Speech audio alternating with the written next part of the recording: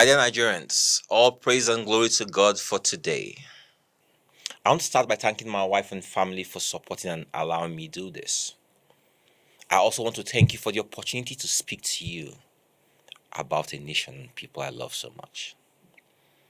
48 years ago, I was bettered into the family of the late Justice Kachiku in the bustling city of Sapele in Delta State. My father's job saw us traversing and calling different parts of Nigeria home, notably Kano and Lagos, the two largest cities in Nigeria. Daddy was a lawyer's lawyer. He lived the law, practiced the law, and stood by the law. He was never in any doubt that the judiciary he represented was the last hope of the common man, and so he proudly wore his robes for the cause of the common man. Who is the common man? He is the average citizen as contrasted with the social, political, or cultural elite. It's a title most of us will wear at some point or all our lives. Majority of the population bear this appellation, and it's their case I seek to make as I stand before you today. The realities of their existence in Nigeria are well known to us all, and so I will not rehash the many challenges we face as a nation or the monumental failings of the Buhari APC government. My job today is to tell you that even though they have navigated us to the precipice of disaster, we can still reverse course. Even though they have scammed us with their failed promises, there's yet hope for us. Today, I formally declare my intention to run for the office of President of Nigeria in the 2023 general elections on the platform of African Democratic Congress. It's not a decision I have made on the spur of the moment, but one that has been defined by the very essence of my life. It's the only natural progression for someone who has devoted his entire adult life to designing and proposing solutions for the betterment of Nigeria. To those who have managed our common welfare, I now realize that I must be in the driver's seat to make the changes needed in Aso Villa. I now understand that merely proposing and complaining are not enough. It's time to sit on this table. It's a table of inequity, injustice, iniquity, and intolerance. But when you sit at the head of the table, you get to decide what the menu is going to be. This is the seat I seek to occupy, so that together we can chart a new course for our nation. Together we can design a new menu for our people. We will rebuild Nigeria from the ground up and do away with the faulty and archaic colonial foundation that now characterizes our current existence. We must define our common charter as Nigerians and constitute a new nation that is not only inclusive for all, but guarantees equal rights and expressions to all, irrespective of tribe, tongue, and religion. This new Nigeria must come first before any other identification. It will be our common bond as we do away with all colonial relics of division, mistrust, and hatred. No longer will we engage based on Hausa, Igbo, and Yoruba, or North and South, but on the basis of Nigeria, our only fatherland. We'll resist all those who make religion and tribe their mantra. It will no longer be business as usual. We'll zone out all proponents of zoning and usher in a Nigeria that promotes merit, character, and know-how above primordial sentiments. Every component part of Nigeria is blessed with those who have the talents and abilities to pilot the affairs of Nigeria. And we must create the enabling environment for these people to emerge in government and governance. Nigeria will no longer be associated with mediocrity as we will invest in our citizens. They are our greatest asset. The toga of lazy youth won't stand as we build the greatest workforce on earth. We must build a workforce that knows today and understands the demands and dictates of tomorrow. We can no longer be in conflict with what we don't know as we make policy somersaults over modern age financial instruments like bitcoins. We cannot be seen to be banning and unbanning platforms like Twitter that define the expression of the modern man.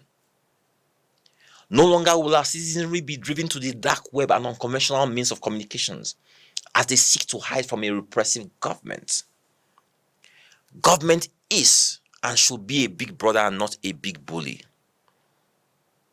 Millions of our citizenry still live without lights and potable water in the year 2022. This is unconscionable. There's no rocket science to generating power. Neither is there magic in distributing power. Our debilitating challenges are man-made, and we must use an iron fist in crushing those whose decades of evil practice in our public service space have led us to the brink. We will treat those who sabotage our nation and our way of life as saboteurs. We can't have different rules for different criminals. If you do the crime, you do the time. If given the privilege to lead you, my first executive interface with National Assembly will include a bill I have dubbed the Nigerian Patriot Act. It's a bill that says we are all in this together. It's a bill that ensures that public servants cannot use the privileges they cannot provide to the common man.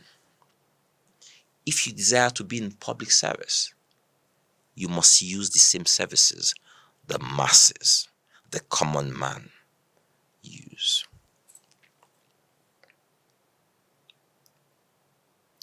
No private or foreign schools for our families. No private or foreign hospitals for us or our families. No generators or boreholes in our homes. If we desire efficient and effective education, healthcare, utilities, etc., we must make it available to all so that we may all equally benefit from it. We must resist the wicked urge to take on sovereign debts that benefit a few but repaid by all. We can no longer borrow to build bridges and highways that lead nowhere when the internet is the highway of the future. Borrowings must satisfy the criteria of commercial viability while providing much needed basic amenities. We therefore need governors who understand that the internet is the highway of the future. As you build roads, you must build critical broadband infrastructure. We'll make broadband available and affordable for all because this is the only leverage our kids have to compete in the new world. I'll work with the state governors on a plan that sees the federal government investing in national trunks for power and telecoms, while the state governments and private sector participants focus on in-state distribution. We will harness all sources of energy to provide power to our people, while giving preference to clean energies. We must replan our cities and build out modern infrastructure so as to reverse the rural-urban migration that threatens to most of our communities. It makes no sense to allow the brain drain occasioned by the migration of the middle class when all they seek is security, jobs, good and affordable homes, healthcare, constant power, etc. I'll make this a standard in all our cities. Visionless leadership cannot continue to lead our people astray. We must elevate our millions of farmers to agripreneurs and transition farming to agribusiness. We will secure our farmlands and protect our men and women from those who seek to do them harm. Our farms will no longer be known as killing fields, but the food factory of Africa, providing millions of good-paying jobs for the middle class. For too long, our people have cried. Men and women are being butchered, orphans and widows created by the minute, by a war sustained by the greedy, who profit from defense contracts, and the bloodthirsty who seek to destroy our way of life. We will confront them headlong and destroy them. This war will be fought on our terms. We will arm all the willing and able to rid our nation of foreign invaders. We will take the fight to their camps as we arrest and prosecute their sponsors. We will no longer close one flank and leave another flank open for further incursions. The full might of the Nigerian army and the united will of the Nigerian people will confront our enemies. Our army will have clear instructions on what to do to the enemy. Our borders will be closed to all those who seek to harm us, because we now know the enemy is the enemy, irrespective of religion, tribe, and tongue. War is war, and Nigeria will win this war. My administration will avenge the lives of all soldiers and civilians killed. They will pay a huge price for their folly and be told in no uncertain terms that Nigeria is not a no man's land. This is the land of the Nigerian people. This is my promise. The sanctity and dignity of life will be restored under my watch. Ritual killings, trade in body parts, and kidnappings have no place in civilized society. We will rid our forests of scam artists masquerading as native doctors who promise riches to the weak and lazy.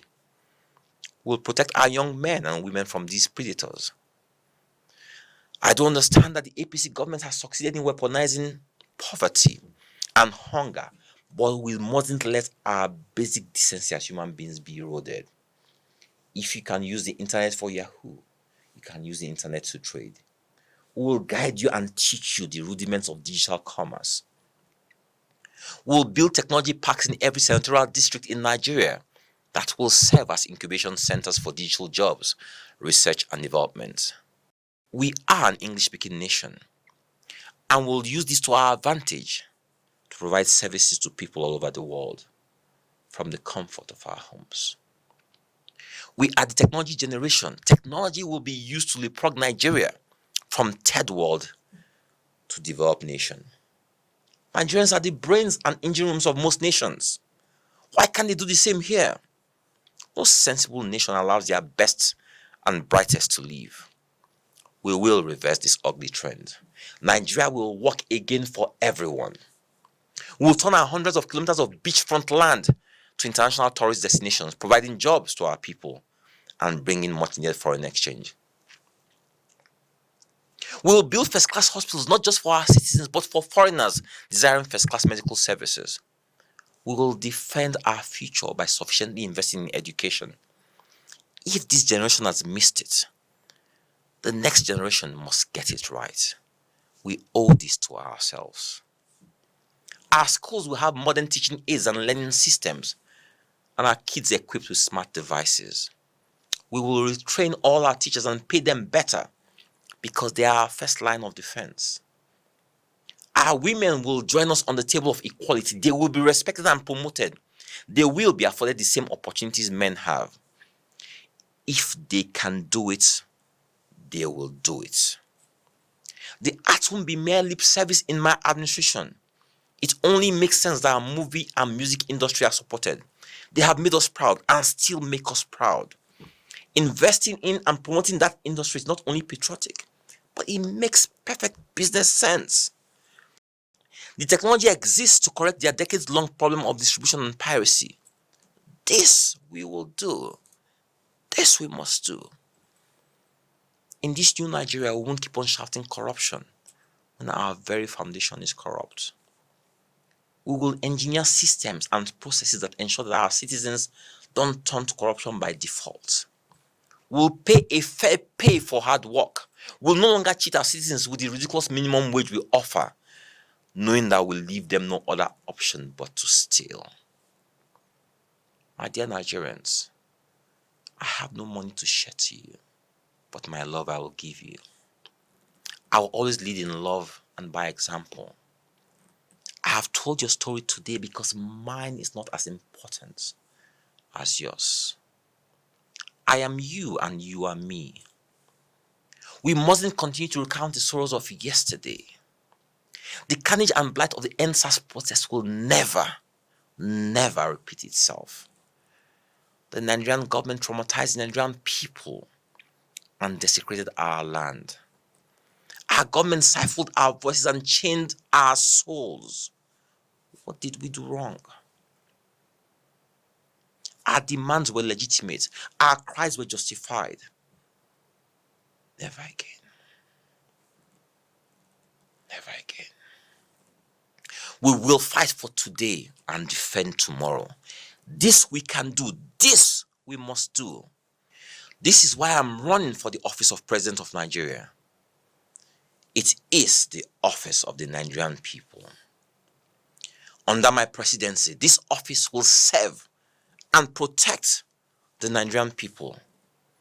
This is my promise to you. I need your support on this journey, because without you, I can't do it. It is our collective fight. It's a generational fight for our today and the future of our children. The odds are heavily stacked against us. They are heavily stacked against us. We don't have instruments of coercion or oppression. We don't have looted funds to buy votes. We don't have mainstream media on our side. We don't have the party structure of the APC or the PDP. But we have the people's structure. I need you. You are my structure. I stand today on the wings and aspirations of our 215 million Nigerians. I present your hopes and dreams of a Nigeria that works. It is possible, and we'll make it happen come 2023. Tell every man, tell every woman, tell every child, Dumebi has come. Let the echo of Dumebi has come ring from every doorway. Go to the marketplaces and tell them Dumebi has come. Dumebi has come is the cry of freedom. 2023 is our year of freedom. We will climb the hill and get to our freedom. I love you all. I love you.